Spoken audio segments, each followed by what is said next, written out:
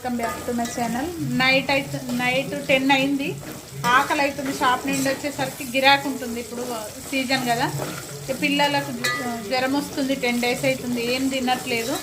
పొద్దున కూడా వాళ్ళకు ఏదో ఒక టిఫిన్ పెడుతున్నా తప్ప అన్నం తినట్లేదు. ఇవి అందుకోసం ఉప్మా వేసుకుందాం, తొందరగా ఫాస్ట్గా అయిపోతుంది కదా. ఉప్మా ఒక్కటే ఫాస్ట్గా అవుతుంది. ఇటు అన్నీ వేసిన క్యారెట్, ఉల్లిగడ్డ, పల్లీలు ఇందులో రవ్వ వేయిస్తున్నా. ఫాస్ట్గా అయిపోతుంది కదా. పిల్లలు కూడా కొంచెం ఇష్టం ఉండదు. కాకపోతే నైట్ పూట ఎక్కువ తింటారు మా పిల్లలు. డే అంతా మార్నింగ్ టిఫిన్ తినమంటే ఎప్పుడు తినరు.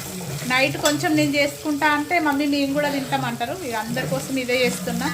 పొద్దున కర్రీ చేసినాం, అది కూడా ఉంది కానీ ఇక తినబుద్ధి అవ్వట్లేదని తింటున్నాం, చేసుకుంటున్నాం.